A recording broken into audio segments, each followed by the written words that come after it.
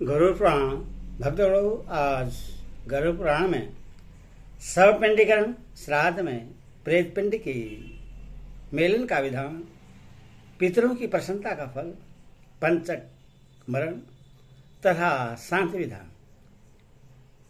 पुलिका दाह प्रेत श्राद्ध में त्याज्य 18 पदार्थ, मलिन षोडशी, मध्यम षोडशी तथा उत्तम षोडशी श्राद्ध शव यात्रा विधान की कथा कहूँगा। आप इसको ध्यान पर सुने और भक्तगणों, भक्ति माँ भगवती चैनल को लाइक एंड सब्सक्राइब जरूर करें। कथा सुनिए। ताक्षरी ने कहा, हे जनार्दन, अब मुझे दूसरा संदेह उत्पन्न हो गया है।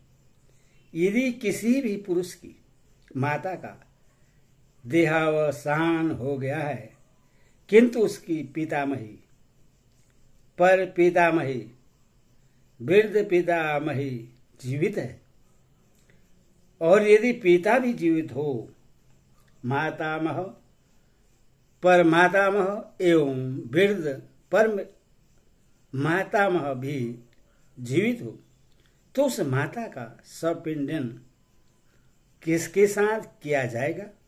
हे प्रभु, इसको बताने की कृपा करें। श्री कृष्ण ने कहा, हे पक्षी, पूर्व में कहे गए सपिंडीकरण विधान को मैं पुनः कह रहा हूं।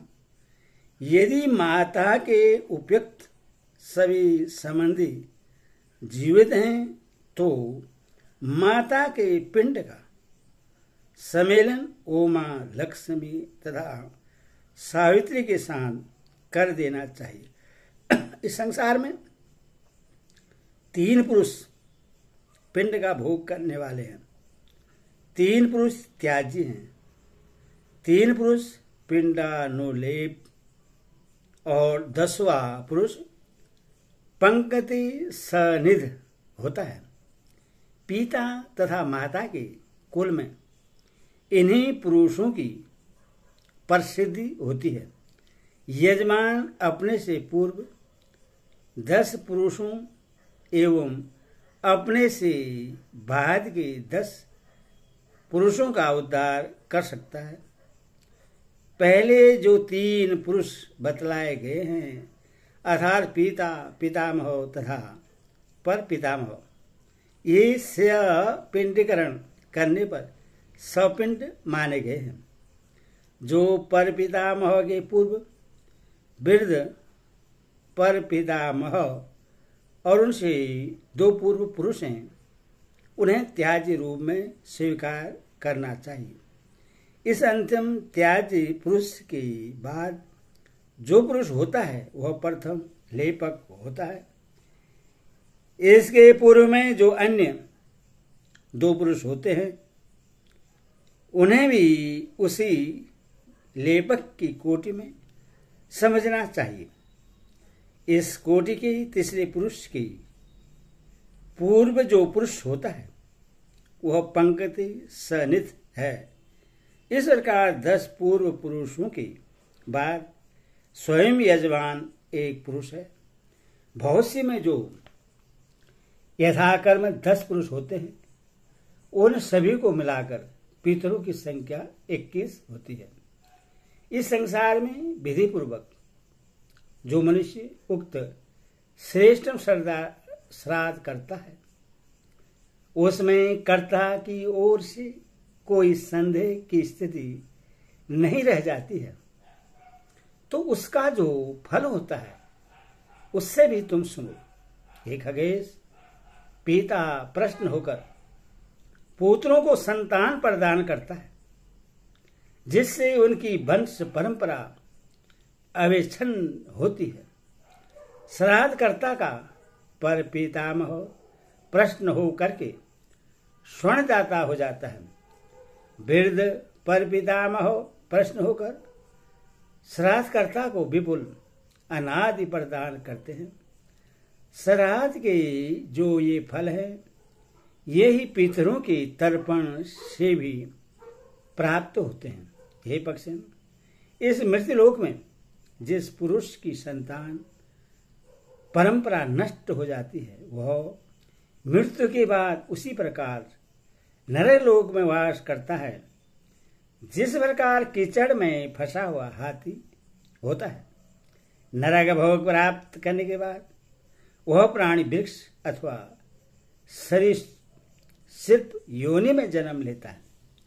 वह उस नरक में बिना संतान के निश्चित ही मुक्त नहीं होता।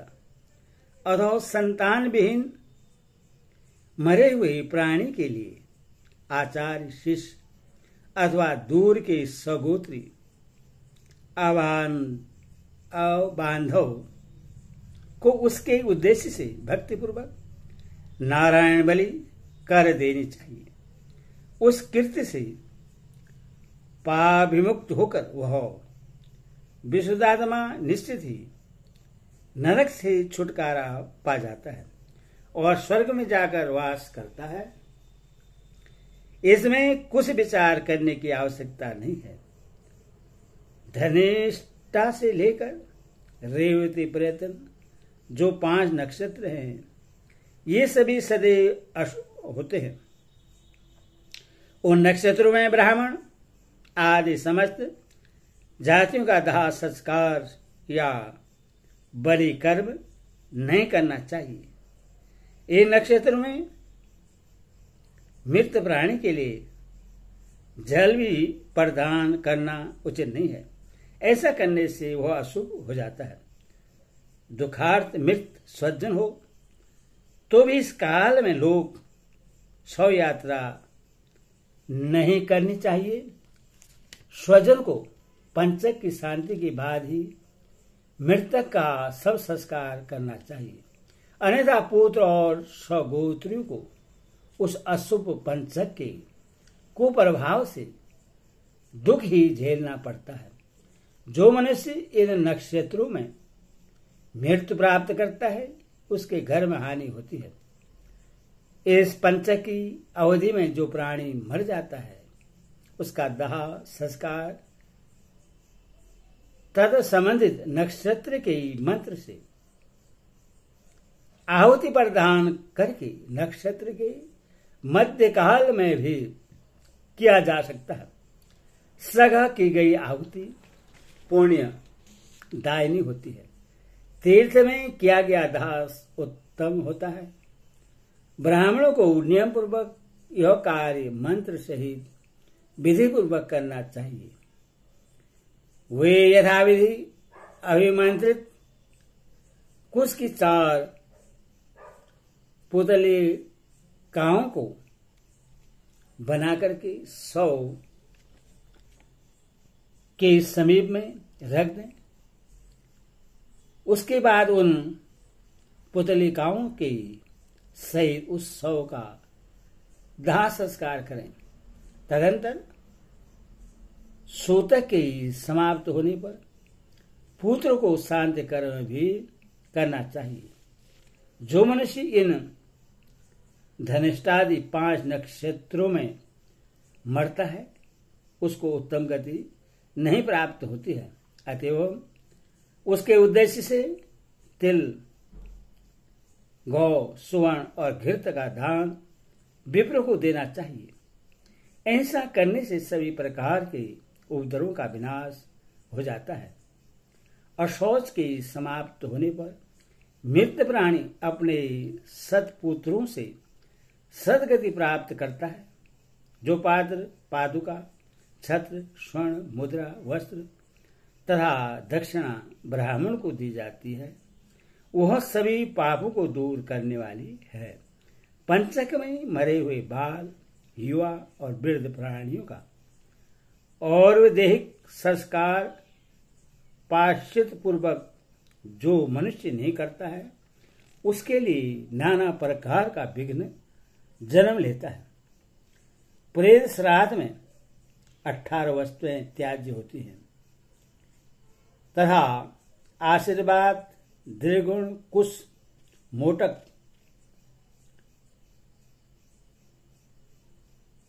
पर्वण का उच्चारण एक से अधिक पिंडदान, अग्नोकरण, उत्तिष्ठ श्राद्ध, वैश्य देवार्चन, विकिरदान, स्वधा का उच्चारण और पितृ शब्दों का शब्द उच्चारण नहीं करना चाहिए। इस श्राद्ध में अनुशब्द का प्रयोग, आह्वान तथा उल्मुख वर्जित है। असीमांत गमन, विसर्जन, प्रदक्षिणा, तिल होम और पूर्णाहुति तथा बलि वैष्णदेव भी नहीं करना चाहिए। यदि ऐसा करता है तो उसे अधोगति प्राप्त होती है। प्रथम षष्ठी को मलिन श्राद्ध के नाम से अभिहित किया जाता है। यथा मृत्यु स्थान द्वारा अर्धमार्ग चिता में शमशानवासी प्राणियों एवं पड़ोसियों के उद्देश्य से शव के हाथ में तथा छठा श्राद्ध अस्थि संचय काल में होता है। उसके बाद दंड पिंड श्राद्ध जो प्रतिदिन एक एक करके 10 दिन किए जाते हैं, वे भी मलिन श्राद्ध की कोटि में आते हैं। इस प्रकार उन्हें प्रथम षष्ठ श्राद्ध कहा गया है।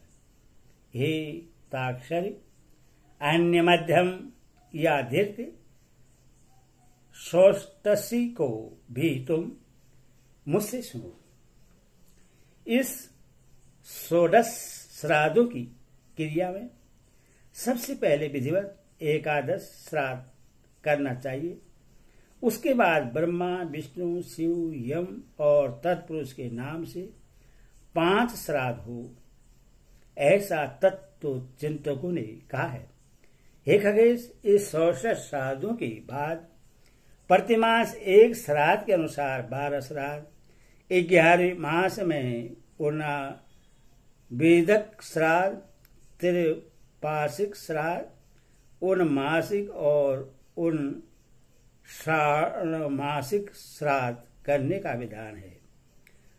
संशोधन के लिए आग श्राद्ध करके तथा अन्य त्रिषोडश श्राद्ध करके पितृ पंक्ति की विशुद्धि के लिए 50वें श्राद्ध से मिलाना चाहिए। जिसका 50वां श्राद्ध नहीं किया गया है, वह पितृ पंक्ति में मिलने योग्य नहीं है। उक्त त्रिषोडश अर्थात 48 श्राद्धों से मृत प्राणी के प्रेतत्व का विनाश होता है। 49 श्राद्ध हो जाने पर पंक्ति सन्निध पितृगणों का सामीप्य प्राणी को मिल जाता है। 50वें श्राद्ध से पीड़ित के साथ संधि मेलन करना चाहिए। अब 100 विधि बतलाई गई है। 100 यात्रा प्रारंभ करने के पूर्व बनाई गई पालकी में 100 के हाथ पैर बांध देना चाहिए। यदि ऐसा नहीं किया जाता है तो 50 योनियों की हाथ पहुंच जाता है। 100 को अकेला नहीं छोड़ना चाहिए। यदि उसको अकेला छोड़ दिया जाता है तो दुष्ट योनियों के ईश्वर से उसकी दुर्गति होती है। गांव के मध्य 100 विद्यमान है। ऐसा सुनने के बाद इच्छानुसार यदि भोजन कर लिया जाता है तो उस अन्न और जल को कर्मशः मांस तथा रक्त समझना चाहिए। गांव के बीच 100 के रहने पर तांबुल सेवन, दंड हवन, भोजन, स्त्री सहवास तथा पिंडदान त्याज्य है। स्नान, दान, जप, होम, तर्पण और देव पूजन का कार्य करना भी व्यर्थ ही हो जाता है। हे पक्षीराज, बंधु बांधव और सगे संबंधियों के लिए मृत काल में ऐसा ही उपयुक्त व्यवहार अपेक्षित है। इस धर्म के त्यागने से प्रेत पाप संलिप्त हो जाता है। हरि ओम विष्णु नमः, विष्णु नमः, विष्णु नमः।